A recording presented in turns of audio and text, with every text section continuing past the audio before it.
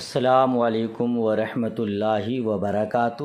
میں عظمت رضا رضوی نظامی استاذ جامعۃ الرضا فاطمۃ الزہرا سنجر نگر اون سورت گجرات درجہ فضیلت کی متعلمات طالبات سے مخاطب اور بخاری شریف کا درس دینے جا رہا ہوں۔ اس سے پہلے سبق پڑھا چکا ہوں، امید کرتا ہوں کہ آپ محنتی جماعت نے یاد کیا ہوگا۔ آج اس کے آگے والی حدیث پڑھاتا ہوں، چلیے بغور سماعت کیجیے گا۔ اللہ رب محمد صلی اللہ علیہ وسلم نحن عباد محمد صلی اللہ علیہ وسلم اللہم رب اشرح لی صدری ویسر لی امری واحلل عقدۃ من لسانی یفقہوا قولی اللہم افتح علینا حکمتک وانشر علینا رحمتک یا ذا الجلال والاکرام۔ بسم اللہ الرحمن الرحیم۔ حدثنا یحیی بن بکیر قال اخبرنا اللیث عن عقیل عن ابن شہاب عن عروة بن الزبیر عن عائشة ام المؤمنین رضی اللہ عنها انها قالت اول ما بدأ به رسول اللہ صلی اللہ تعالی علیہ وسلم من الوحی الرؤیا الصالحة في النوم فكان لا يروى رؤيا إلا جاءت مثل فلق الصبح ثم حبب إليه الخلاء وكان يخلو بغار حراء فيتحنث وهو تعبد الليالي ذوات العدد قبل أن ينزل إلى أهله ويتزود لذلك ثم يرجع إلى خديجة فيتزود لمثلها حتى جاءه الحق وهو في غار حراء فجاءه الملك فقال اقرأ فقلت ما أنا بقارئ قال فأخذني فغطني حتى بلغ مني الجهد جهدا ثم أرسلني فقال اقرأ فقلت ما أنا بقارئ فأخذني فغطني الثانية حتى بلغ مني الجهد جهدا ثم أرسلني فقال اقرأ فقلت ما أنا بقارئ قال فأخذني فغطني الثالثة ثم أرسلني فقال اقرأ باسم ربك الذي خلق الإنسان من علق اقرأ وربك الأكرم۔ چلیے ماشاءاللہ پہلے اتنی عبارت کا ترجمہ اور اس کی مختصر وضاحت سماعت کیجئے، پھر انشاءاللہ تبارک و تعالی اس کے آگے پڑھیں گے، ہے نا محترمہ؟ بغور سنیے گا اور اسے یاد بھی کیجئے گا، ٹھیک ہے نا؟ چلیے ترجمہ سنیے۔ ام المؤمنین، بلکہ شروع روایت سے ہی ترجمہ کرتے ہیں۔ امام بخاری فرماتے ہیں ہم سے حدیث بیان کی یحییٰ بن بکیر نے، وہ فرماتے ہیں ہمیں خبر دی لیث نے عقیل کے حوالے سے، وہ روایت کرتے ہیں ابن شہاب سے، وہ روایت کرتے عروہ بن زبیر سے، وہ روایت کرتے ہیں ام المؤمنین حضرت ماں عائشہ صدیقہ رضی اللہ تعالی عنہا سے، ہے نا؟ اس طرح شروع روایت سے اگر آپ ترجمہ کریں گے، اور میں ہر جگہ شروع روایت سے ترجمہ نہیں کروں گا، آخری روایت سے ترجمہ کروں گا، اور آپ اس کا ترجمہ تو خیر جانتی ہی ہیں۔ تو ام المؤمنین حضرت ماں عائشہ صدیقہ رضی اللہ تعالی عنہا سے مروی ہے، انہوں نے فرمایا رسول اللہ صلی اللہ تعالی علیہ وسلم پر وحی کی شروعات اچھے خوابوں سے ہوئی، جو خواب بھی حضور نبی مکرم دیکھتے اس کی تعبیر صبح روشن کی طرح ظاہر ہوتی، پھر آپ کے دل میں خلوت گزینی کی محبت ڈال دی گئی، تنہائی میں رہنے کی محبت ڈال دی گئی، اور آپ غار حرا میں خلوت اختیار فرمانے لگے، یا ترجمہ کیجیے اور آپ غار حرا میں تنہا رہنے لگے۔ فیتحنث فیہ آپ وہاں متعدد دنوں تک عبادت کرتے رہتے جب تک اپنے اہل کی خواہش نہ ہوتی، اور اس کے لیے توشہ لے جاتے، پھر خدیجہ کے پاس تشریف لاتے اور اتنا ہی توشہ پھر لے جاتے، یہاں تک کہ آپ پر وحی آئی اس حال میں کہ آپ غار حرا میں تھے، ہے نا؟ اس طور پر کہ فرشتہ حاضر ہوا اور اس نے عرض کیا پڑھیے، آپ نے فرمایا میں نہیں پڑھتا۔ حضور نے بتایا، پھر فرشتے نے مجھے پکڑ کر طاقت بھر دبوچا۔ یہ حضور نبی مکرم صلی اللہ تعالی علیہ وسلم نے فرمایا کہ پھر فرشتے نے مجھے بھرپور طاقت سے دبوچا، ٹھیک ہے نا؟ ثم ارسلنی، پھر مجھے چھوڑ دیا، فقال، اور کہا اقرأ، پڑھیے، فقلت، تو میں نے کہا ما انا بقارئ، میں نہیں پڑھتا۔ تو اس نے مجھے پھر پکڑا، فاخذنی، ہے نا؟ فغطنی الثانیۃ، تو اس نے پھر مجھے پکڑا اور پھر دوسری بار بھرپور طاقت سے مجھے دبوچا، ٹھیک ہے نا؟ ثم ارسلنی، پھر مجھے چھوڑ کر کہا پڑھیے، تو میں نے کہا میں نہیں پڑھتا۔ حضور نے فرمایا پھر مجھے پکڑا اور تیسری بار پوری طاقت سے دبوچا، پھر چھوڑ دیا اور کہا اپنے اس رب کے نام سے پڑھیے جس نے پیدا کیا، خلق الانسان من علق، کہ انسان کو بندھے ہوئے خون سے پیدا کیا، ٹھیک ہے؟ اتنا ترجمہ ہو گیا، لکھ لیں گے۔ اچھا چلیے اب اس کی تھوڑی سی وضاحت کر دیتے ہیں، ہے نا؟ بہت زیادہ نہیں کہ آپ اتنا ضبط نہ کر سکیں اور یاد نہ کر سکیں، مختصر سی وضاحت کر دیتا ہوں جو کہ بہت اہم ہے اور ضروری ہے، ٹھیک؟ چلیے، یہ ام المؤمنین حضرت ماں عائشہ صدیقہ رضی اللہ تعالی عنہا سے مروی ہے، آپ فرماتی ہیں کہ حضور نبی مکرم صلی اللہ تعالی علیہ وسلم پر وحی کی جو ابتدا ہوئی وہ اچھے خوابوں سے، الرؤیا الصالحہ۔ الرؤیا الصالحہ کا معنی کیا ہوا؟ اچھے خواب، ٹھیک ہے؟ اسی بخاری شریف میں دوسری جگہ پہ الصالحہ کی جگہ الصادقہ ہے کتاب التعبیر میں، تو الرؤیا الصالحہ کا معنی ہو گیا سچ اچھے خواب، اور الرؤیا الصادقہ اگر پڑھیں گے تو سچے خواب، تو چاہے اچھے خواب ہو چاہے سچے خواب ہو دونوں برحق، ٹھیک ہے نا؟ اب سچے خواب کسے کہتے ہیں یا اچھے خواب کسے کہتے ہیں؟ جو شیطان کے دخل سے پاک ہو، یہ اس میں شیطان کا کوئی دخل نہ ہو، یا یہ کہ اس کی تعبیر خود ہو، جی جو دیکھیں آپ اور اسی کی تعبیر بن جائے وہی ہو جائے، تو اس کو سچے اور اچھے خواب کہتے ہیں، ٹھیک ہے نا؟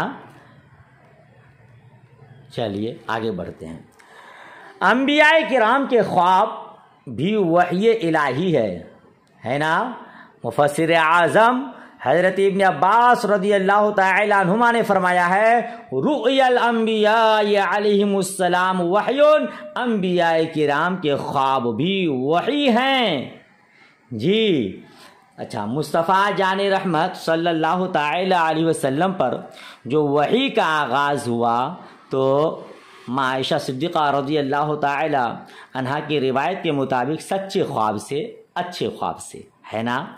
خواب سے پہلے وحی کا آغاز ہوا، کیونکہ اچانک اگر فرشتہ آپ کی بارگاہ میں آ جاتا تو ہو سکتا تھا کہ آپ کی طاقت بشری جواب دے جائیں، تو پہلے رب تبارک و تعالیٰ نے اپنے حبیب کی بارگاہ میں سچے خواب بھیجا، اچھے خواب بھیجا، اور خوابوں کے ذریعے آپ کی مشق ہو گئی، تو پھر اس کے بعد غار حرا میں وحی کی ابتدا ہونے لگی، فرشتہ آنے لگے، ہے نا؟ ٹھیک ہے؟ اچھا، حرا، یہ دیکھیے آپ، بغار حراء، یہ حرا کی کچھ وضاحت سماعت کیجئے۔ یہ حرا، حرا، ہا کے زبر کے ساتھ بھی ہے اور زیر کے ساتھ بھی، اور پھر یہ بغیر حمزہ کے بھی ہے اور حمزہ کے ساتھ بھی، ٹھیک ہے۔ یہ منصرف بھی ہے اور غیر منصرف بھی۔ یہ منصرف کب ہوگا؟ جب اس کی تعویل اس میں مکان کے ساتھ ہو تو مذکر ہوگا، اور علامیت کے علاوہ اسباب منع صرف میں سے کوئی سبب نہیں پایا جائے گا، لہذا وہ منصرف ہوگا۔ آیا سمجھ میں؟ حرا یہ منصرف غیر منصرف دونوں ہے۔ منصرف کب ہوگا؟ جب اس میں مکان کے ساتھ اس کی تعویل کی جائے تو خالی علامیت پائی جائے گی، اور ایک سبب کی وجہ سے غیر منصرف نہیں ہوتا ہے تو وہ منصرف ہو جائے گا۔ اور اس کو غیر منصرف پڑھا جائے گا جب اس میں بقعہ کے ذات تعویل کی جائے۔ جی اسم و بقعتن، یہ حرا اسم و بقعہ، کہ حرا یہ ایک بقعہ کا نام ہے، تو اسم و بقعتن سے اگر اس کی تعویل کی جاتی ہے تو اب یہ غیر منصرف ہو جائے گا، ایک عالمیت کی وجہ سے اور ایک تانیث معنوی کی وجہ سے، ٹھیک ہے نا؟ چلیے آگے بڑھتے ہیں۔ یہ حرا کی مختصر سی وضاحت ہوگی۔ اچھا، مصطفیٰ جان رحمت صلی اللہ تعالی علیہ وسلم کے دل میں خلوت کی محبت ڈال دی گئی ہے نا، تنہائی میں رہنے کی محبت ڈال دی گئی۔ سوال یہ ہوتا ہے کہ تنہائی میں کیا فائدہ ہے؟ یاد رکھیے گا، تنہائی میں رہنے سے انسان بہت ساری غلط باتوں سے بچ جاتا ہے، جی لا یعنی فضول باتوں سے بچ جاتا ہے، کسی کی غیبت کرنے اور غیبت سننے سے آدمی بچ جاتا ہے۔ آدمی تنہائی میں ہوتا ہے تو اللہ تبارک و تعالیٰ کی طرف مکمل طور پر اس کی توجہ ہوتی ہے نا۔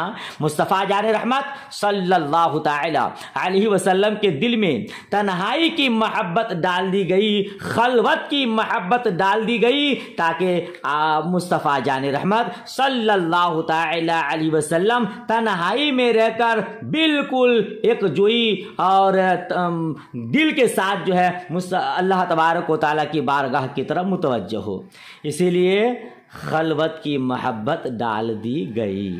اب سوال یہ ہوتا ہے کہ چلیے بھائی خلوت کے اتنے فائدے ہیں اسی لیے خلوت کی محبت ڈال دی گئی، تو مصطفیٰ جان رحمت صلی اللہ تعالی علیہ وسلم خلوت کے لیے غار حرا کا انتخاب کیوں کیا؟ جی غار حرا میں آپ کیوں خلوت اختیار کرنے لگے؟ تو آئیے میں آپ کو بتاتا ہوں۔ غار حرا، پہلے تو آپ یہ سمجھیے کہ جو لوگ دیکھیں خوش نصیب لوگ ہیں، ابھی ہم تو بھائی اپنے ماتھے کی آنکھوں سے دیکھیں نہیں، اللہ تبارک و تعالیٰ ہمیں بھی زیارت حرمین شریفین سے مشرف فرمائے اور آپ کو بھی زیارت حرمین شریفین سے مشرف فرمائے، جو بھی نہیں دیکھیں اللہ پاک سب کو حرمین شریف کی زیارت سے مشرف فرمائے۔ فرماتے ہیں کہ حرا مکہ معظمہ سے شمال مشرق میں مینا جاتے ہوئے، جب مینا جاتے ہیں حاجی، تو بائیں جانب ایک پہاڑ ہے جس کو اب جبل نور کہتے ہیں۔ اس میں 3 چٹانیں اس طرح مل گئی ہیں کہ ایک چھوٹا سا حجرہ یعنی کمرہ بن گیا ہے، جس میں 2 آدمی بہت ہی تنگی کے ساتھ نماز پڑھ سکتے ہیں۔ اس میں جانے کا ایک ہی راستہ ہے، وہ بھی بہت ہی دشوار گزار، سکڑ کر سمٹ کر آدمی پہنچتا ہے۔ اس کی لمبائی 4 ہاتھ اور چوڑائی کہیں 4.5 ہاتھ یا اس سے کچھ کم ہے، ٹھیک ہے نا۔ یہ تحقیق نزہۃ القاری میں مفتی شریف الحق صاحب قبلہ علیہ رحمٰ نے بیان کیا ہے۔ بہرحال تو غار حرا میں خلوت کیوں اختیار کرنے لگے؟ کہیں بھی تنہائی اور خلوت اختیار کر لیتے تو یاد رکھیے گا غار حرا میں خلوت اختیار کرنے کی 2 حکمتیں ہیں۔ ایک تو یہ کہ یہاں سے کعبہ معظمہ صاف نظر آتا ہے، جی کعبے کی زیارت خود ایک عبادت ہے، سبحان اللہ۔ تو سرکار نبی مکرم صلی اللہ تعالی وسلم غار حرا میں خلوت اس لیے اختیار کیے کہ یہاں سے 3 عبادتیں ہو جاتی تھیں، ایک خلوت، عبادت، کعبہ کی زیارت، ہے نا، خلوت، عبادت، کعبہ کی زیارت۔ یہ اس لیے تو تنہائی خود عبادت ہے، پھر عبادت وہاں کرتے تھے، پھر کعبہ کی زیارت ہو جاتی تھی، اسی لیے غار حرا کا آپ نے انتخاب کیا اور وہیں آپ خلوت اختیار کرنے لگے۔ دوسری بات یہ کہ یہ دیوان صالحین اسی غار میں ہمیشہ قائم ہوتا چلا آ رہا ہے، جس میں امور عالم طے ہوتے ہیں، دنیا کے تمام امور انجام پاتے ہیں، اسی لیے یہ دیوان صالحین بھی کہلاتا ہے نا۔ تو اس لیے نبی مکرم صلی اللہ تعالی علیہ وسلم غار حرا میں خلوت اختیار کرتے تھے۔ اچھا، مصطفیٰ جان رحمت صلی اللہ تعالی علیہ وسلم، ابھی آپ پڑھے نا کہ فَيَتَحَنَّثُ فِيهِ وَهُوَ تَعَبُّدُ اللَّيَالِيَ ذَوَاتِ الْعَدَدِ، آپ وہاں متعدد دنوں تک، متعدد راتوں تک عبادت کرتے رہتے تھے۔ تو سوال یہ ہوتا ہے کہ حضور نبی مکرم صلی اللہ تعالی علیہ وسلم پر ابھی شریعت کا کوئی حکم نافذ بھی نہیں ہوا ہے، تو اس وقت آپ کن کی شریعت کے مطابق عمل کرتے تھے، عبادت کرتے تھے؟ جی تو یاد رکھیے گا، نہیں سوال سمجھ میں آیا؟ غار حرا میں مصطفیٰ جان رحمت صلی اللہ تعالی علیہ وسلم کن کی شریعت کے مطابق، کن کی شریعت کی اقتداء کرتے ہوئے، اتباع کرتے ہوئے عبادت کرتے تھے؟ یہ سوال ہوتا ہے، تو جواب یاد رکھیے گا۔ اس بارے میں 8 اقوال ہیں۔ جی پہلا یہ کہ کسی شریعت کے آپ پیروکار نہیں تھے۔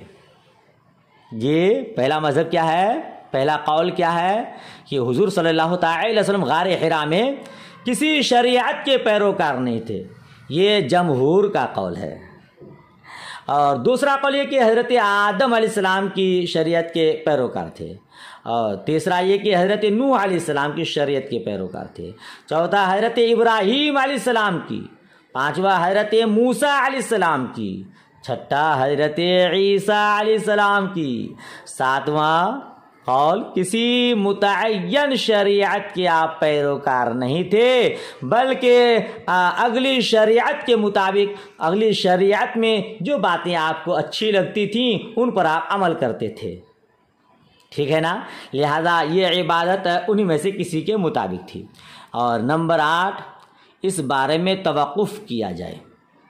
جی حضرت امام غزالی علیہ رحمت الباری نے اسی کو اختیار فرمایا ہے کہ آپ کسی شریعت کی پیروی کرتے تھے نہیں کرتے تھے، توقف کیا جائے، کیونکہ کسی شریعت کی اتباع پر کوئی دلیل بھی نہیں ہے، ٹھیک ہے۔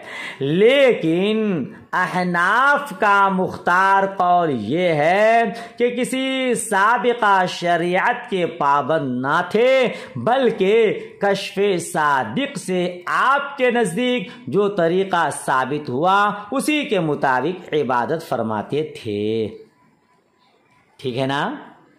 چلیے یہ 8 اقوال ہوئے، اس کو آپ نوٹ کر لیجئے گا اور یاد کر لیجئے گا۔ محترمہ یسرا مفتی نسیم رضا صاحب قبلہ رضوی اسلامی، زینت صابر خان، عائشہ بلال چودھری، افسانہ زہرا، خورشید عالم، آپ لوگ اپنی کلاس کی دوسری بچیوں کو بھی تاکید کیجئے گا کہ وہ لوگ بھی روزانہ اپنا سبق یاد کریں، ہے نا؟ ورنہ آپ محنتی جماعت کا نام خراب ہو جائے گا۔ یاد ضرور کیجئے گا، آپ کے حضرت لوگ بہت محنت سے پڑھاتے ہیں، لہذا آپ اس کا خیال رکھیے گا، محنت کو برباد ہونے نہ دیجیے گا، اللہ پاک آسان فرمائے۔ چلیے خیر آگے بڑھتے ہیں۔ اچھا ابھی جو آپ نے عبارت پڑھی اس میں کیا پڑھی تھی؟ فَيَتَحَنَّثُ فِيهِ وَهُوَ تَعَبُّدُ اللَّيَالِيَ ذَوَاتِ الْعَدَدِ قبل ان ينزل الى اهله ويتزود لذلك ثم يرجع الى خدیجہ۔ جی حضور صلی اللہ علیہ وسلم جب غار حرا میں جاتے تھے تو توشہ لے کے جاتے تھے، کچھ کھانے پینے کے سامان لے کے جاتے تھے، اور پھر وہاں کچھ دن رہتے تھے، عبادت کرتے تھے، پھر آ جاتے تھے۔ کتنے دن رہتے تھے اس بارے میں بھی کوئی تحقیق معلوم نہیں ہوئی، بس قیاس یہ کہا جاتا ہے کہ شاید کم سے کم 3 دن رہتے تھے اور 3 دن کے بعد واپس آ جاتے تھے، یا زیادہ سے زیادہ 1 مہینہ پر یا 40 دن پر وہاں رہتے تھے، پھر اتنے دن کے بعد آپ واپس آ جاتے تھے، ہے نا؟ اچھا یہ ثم یرجع الی خدیجہ، پھر حضرت خدیجۃ الکبریٰ رضی اللہ تعالی عنہا کی بارگاہ میں آپ واپس آتے تھے، اور حضرت خدیجۃ الکبریٰ رضی اللہ تعالی عنہا پھر آپ کو توشہ دیتے تھے، پھر آپ چلے جاتے تھے۔ یہاں پہ چونکہ حضرت خدیجۃ الکبریٰ رضی اللہ تعالی عنہا کا ذکر آیا ہے، مناسب سمجھتا ہوں کہ آپ کی کچھ سوانح حیات مختصر انداز میں بتا دوں، اس کو آپ کوٹ کر لیجیے گا، نوٹ کر لیجیے گا۔ حضرت خدیجۃ الکبریٰ رضی اللہ تعالی عنہا وہ خوش نصیب خاتون ہیں جنہیں سب سے پہلے نبی مکرم صلی اللہ تعالی علیہ وسلم کی زوجیت کا شرف حاصل ہوا۔ جی، سب سے پہلے حضور رحمت عالم صلی اللہ تعالی علیہ وسلم نے ام المؤمنین حضرت خدیجۃ الکبریٰ رضی اللہ تعالی عنہا سے نکاح فرمایا تھا، ٹھیک ہے نا؟ اور پھر آپ کا جو ہے شان تو دیکھیے، جب تک حضرت خدیجۃ الکبریٰ با حیات رہیں کسی اور سے حضور نے نکاح نہیں فرمایا۔ جی، اور انہی کے بطن مبارک سے اولاد ہوئی، اور ایک قول یہ بھی آتا ہے کہ آپ سب سے پہلے ایمان لائیں، ٹھیک ہے نا؟ حضور نبی مکرم چاہیے، آپ جانتے ہیں کہ حضرت خدیجۃ الکبریٰ رضی اللہ تعالی عنہ بیوہ تھیں، اور اس بیوہ سے حضور رحمت عالم نے نکاح فرمایا تھا۔ تو اب یہ ہوتا ہے کہ حضرت خدیجۃ الکبریٰ رضی اللہ تعالی عنہا کا نکاح پہلے کن سے ہوا تھا؟ یاد رکھیے گا، پہلے ان کا 2 نکاح ہو چکا تھا، حضور سے ان کا تیسرا نکاح تھا، اور حضور کا یہ پہلا نکاح تھا۔ سمجھ رہے ہیں آپ؟ جی، حضرت خدیجۃ الکبریٰ رضی اللہ تعالی عنہا کا پہلا نکاح ابو حالہ ہند بن زرارہ سے ہوا تھا۔ جی، پھر اس سے 2 فرزند بھی ہوئے تھے، حالہ اور ہند، دونوں ایمان سے مشرف ہوئے ماشاءاللہ۔ پھر اس کے بعد جب کیا کہتے ہیں کہ ان کا بصرہ میں طاعون کی بیماری سے وصال ہو گیا، تو کن کا؟ ان کے بچوں کا۔ پھر دوسرا نکاح جو ہے ابو حالہ کے وفات کے بعد عتیق بن عائض سے ہوا۔ کن سے؟ عتیق بن عائض سے۔ اس سے بھی ایک لڑکی ہندہ پیدا ہوئی۔ عتیق بن عائض کے مرنے کے بعد سید الانبیاء مصطفیٰ جان رحمت صلی اللہ تعالی علیہ وسلم کی زوجیت میں آئی، اور یہ کب آئیں؟ نکاح کب ہوا؟ غار حرا سے تقریباً 15 سال پہلے آئیں۔ جی، اچھا، جب حضرت خدیجۃ الکبریٰ رضی اللہ تعالی عنہا سے مصطفیٰ جان رحمت صلی اللہ تعالی علیہ وسلم کا نکاح ہوا، تو حضرت خدیجۃ الکبریٰ 40 سال کی تھی۔ آپ کی عمر شریف 40 سال، اور حضور کی نبی مکرم صلی اللہ علیہ وسلم کی عمر 25 سال کی تھی۔ جی، ٹھیک ہے نا؟ تو اور حضرت خدیجۃ الکبریٰ رضی اللہ تعالی عنہا سے اولادیں پیدا ہوئی، اور آپ کی بہت ساری فضائل ہیں، زیادہ بیان کروں تو بہت لمبا ہو جائے گا۔ یہ تو وہ خوش نصیب خاتون ہیں کہ حضرت ماں عائشہ صدیقہ رضی اللہ تعالی عنہا فرماتی ہیں، مجھے ازواج میں کسی پر اتنا رشک نہ ہوتا جتنا حضرت خدیجۃ الکبریٰ پر ہوتا۔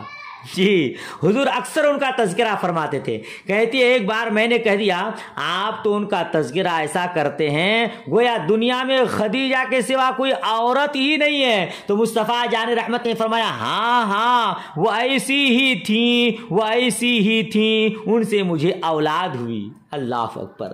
فرماتی ہیں کہ ایک مرتبہ حضرت خدیجہ کبریٰ رضی اللہ تعالی عنہا کے تذکرہ میں نے کہا کہ آپ ایک بڑھیا کی یاد کرتے ہیں جو مر چکی، تو حضور نے فرمایا بات یہ ہے کہ جب لوگوں نے مجھے جھٹلا دیا تھا اس وقت انہوں نے میری تصدیق کی تھی، لوگ کافر تھے وہ مسلمان ہوئی، جب میرا کوئی یارو مددگار نہ تھا تو وہ میری مدد کی تھی۔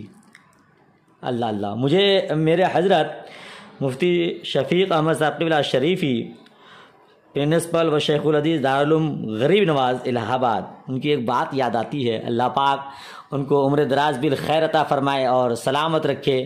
میرے تمام اساتذہ کرام کو دین و دنیا کی نعمتوں سے پروردگار سرفراز فرمائے اور ان کا فیضان جاری و ساری فرمائے۔ میرے اساتذہ کرام بہت ہی پابند شرع، اللہ پاک ان کا فیضان جاری و ساری فرمائے۔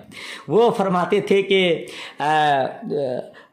کیا کہتے ہیں، ازواج مطہرات دیگر کہتی تھیں کہ کیا آپ ان بڑھیا کی بات کرتے ہیں جن کے پیٹ میں آنت نہیں، جن کے منہ میں دانت نہیں، اس طرح کا جملہ۔ بہرحال تو اس طرح حضرت عائشہ فرماتی تو حضور نبی مکرم صلی اللہ تعالی علیہ وسلم بہت اچھے سے ان کا تذکرہ، حضور بہت زیادہ ان سے محبت فرماتے تھے جی۔ اور روایت میں آتا ہے تاریخ میں کہ کیا حضرت خدیجۃ الکبریٰ رضی اللہ تعالی عنہا کے وصال کے بعد مصطفیٰ جان رحمت کی یہ عادت کریمہ تھی کہ جب بھی بکری ذبح کرتے تو آپ کی سہیلیوں میں گوشت ضرور بھجواتے تھے اور تقسیم کرتے تھے۔ حضور صلی اللہ تعالی علیہ وسلم بہت زیادہ محبت فرماتے تھے، سبحان اللہ۔ اچھا، اب آئیے آگے بڑھتے ہیں۔ ابھی حضور صلی اللہ تعالی علیہ وسلم غار حرا ہی میں تھے، فجاءہ الملک، آپ کی بارگاہ میں فرشتہ حاضر ہوا آیا ہے نا، اور اس نے کیا عرض کیا؟ پڑھیے۔ آپ نے فرمایا میں نہیں پڑھتا، سبحان اللہ۔ یہ وحی کا آغاز اب ہو رہا ہے۔ مصطفیٰ جان رحمت کی بارگاہ میں فرشتہ حاضر ہوئے، پہلے تو خوابوں میں، اب ظاہر میں۔ اچھا، یہ وحی جو پہلی مرتبہ آئی تھی وہ کب آئی تھی؟ کون سا مہینہ تھا؟ تاریخ کیا تھی؟ حضور کی عمر مبارک کیا تھی؟ تو یاد رکھیے گا کہ یہ واقعہ یعنی جو وحی کی ابتدا ہوئی تو وہ 17 رمضان المبارک، مہینہ کون سا تھا؟ رمضان شریف کا۔ تاریخ کیا تھی؟ 17، اور دن کون سا تھا؟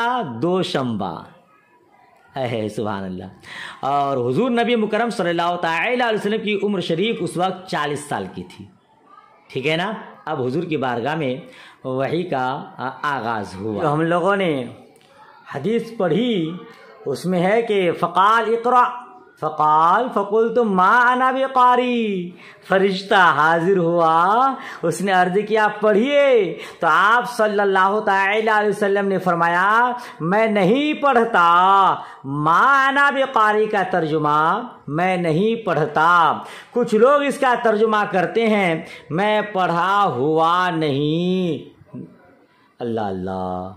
مگر قربان جائیے ہمارے مشائخ کرام پر جنہوں نے یہاں ایک محبت بھرا ترجمہ کیا اور قواعد کی روشنی میں ترجمہ کیا جو ہونا چاہیے۔ جی، ترجمہ یہاں کیا ہے؟ میں نہیں پڑھتا۔ یہی ترجمہ سب سے زیادہ مناسب ہے، اس لیے کہ غار حرا میں مصطفیٰ جان رحمت صلی اللہ تعالی علیہ وسلم اللہ تبارک و تعالی کی ذات و صفات کے مشاہدہ میں مستغرق تھے، وہاں کسی کی گنجائش ہی نہیں تھی۔ ایک حدیث مبارک میں ہے مصطفیٰ جان رحمت نے فرمایا لی مع اللہ وقت لا یسعنی فی ملک مقرب ولا نبی مرسل، یعنی اللہ کے ساتھ میرا ایک وقت ہوتا ہے کہ اس میں ملک مقرب اور نبی مرسل کی بھی گنجائش نہیں ہوتی۔ سبحان اللہ۔ تو مشاہدہ اللہ کی ذات و صفات میں استغراق کی وجہ سے جب جبرائیل علیہ السلام نے پڑھنے کو کہا، فرشتہ نے کہا پڑھیے، تو آپ کا جواب یہی بنتا ہے میں نہیں پڑھتا۔ جی، یہی ترجمہ عرب کے محاورہ کے مطابق بھی ہے، کیونکہ یہ ترکیب حال یا استقبال کے لیے استعمال کرتے ہیں۔ جی، جیسا کہ فتح مکہ سے پہلے حضرت ابو سفیان تجدید صلح کے لیے مدینہ منورہ تشریف لے گئے اور سیدنا صدیق اکبر رضی اللہ تعالی عنہ کے پاس پہنچ کر ان سے درخواست کی کہ حضور نبی مکرم صلی اللہ تعالی علیہ وسلم کی خدمت میں سفارش کر دیں. تو حضرت صدیق اکبر رضی اللہ تعالی عنہ نے فرمایا ما انا بفاعل. اب ترکیب دیکھیے، ما انا بفاعل، میں نہیں کروں گا. تو ما انا بقاری، اسی طرح ما انا بفاعل، دونوں عبارت سیم ہے. تو یہاں ترجمہ کیا ہوا؟ میں نہیں کروں گا. یہ تھوڑی کہ میں نہیں کیا، ایسا تھوڑی ہوگا. کیا ہوگا ترجمہ؟ میں نہیں کروں گا. اور اسی طرح قرآن مجید میں برادران یوسف علیہ السلام کے بھائیوں کا قول مذکور ہے وما انت بمؤمن لنا، آپ ہمارا یقین نہیں کریں گے. ٹھیک ہے نا؟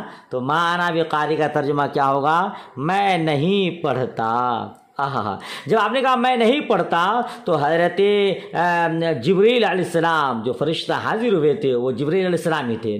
بار بار سینے سے لگا کر دبانے سے استغراق میں کمی ہوئی. تو جبریل نے عرض کیا اقرأ بسم ربک الذی خلق خلق الانسان من علق اقرأ وربک الاکرم. اس سے آگے 5 آیتیں تلاوت کی، یعنی اقرأ بسم ربک الذی خلق، اپنے اس رب کے نام سے پڑھیے جس نے پیدا کیا. خلق الانسان من علق، جس نے انسان کو بندھے ہوئے خون سے پیدا کیا. اقرأ وربک الاکرم، پڑھیے اپنے اس رب کے نام سے جو سب سے بڑا کریم ہے. سبحان اللہ. جب یہ کہا مصطفیٰ جان رحمت نے سنا کہ جس عالم میں میں تھا اسی کی بات تو یہ بھی کر رہے ہیں، جن کے جس ذات باری کی مشاہدہ میں اور استغراق میں تھا اسی کی بات تو یہ بھی کرتے ہیں. تو مصطفیٰ جان رحمت صلی اللہ تعالی علیہ وسلم نے پڑھنا شروع کر دیا، اور ایسا پڑھنا شروع کیا کہ پہلے پڑھتے نہیں، اب پڑھنے سے رکتے نہیں. یاد رکھیے گا، کسی کے استغراق کو ختم کرنے کے لیے کا یہی طریقہ ہے کہ اسے جھنجھوڑا جائے، ہے نا. کوئی کسی طرح دیکھنے میں مشغول ہے، آپ کوئی بات کریں گے وہ سنے گا نہیں، تو اس کو جھنجھوڑنا پڑتا ہے. ایک بار میں اگر نہیں وہ متوجہ ہوتا ہے تو بار بار اس کو جھنجھوڑا جائے، بار بار اس کو توجہ دلائی جائے.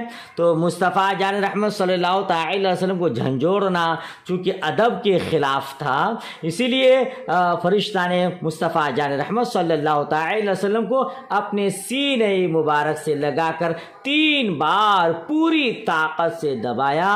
حضور صلی اللہ تعالی علیہ وسلم کی وہ کیفیت جو استغراق والی تھی ختم ہوئی. پھر فرمایا کہ عرض کیا کہ اپنے اس رب کے نام سے پڑھیے. تو مصطفیٰ جان رحمت صلی اللہ تعالی علیہ وسلم اب متوجہ ہوئے اور پڑھنا شروع کر دیے. ہے نا؟ استغراق کا یہی عالم ہوتا ہے. جب کوئی کسی طرف بالکل توجہ کے ساتھ ہو اور اسے آپ کوئی بات کہیں تو انہیں سنائی بھی نہیں پڑے گی. آپ نے نہیں سنا، میں آپ کو بار بار کہتا ہوں کہ طوفان نوح آیا چلا گیا، بڑھیا کو کچھ پتہ ہی نہیں چلا.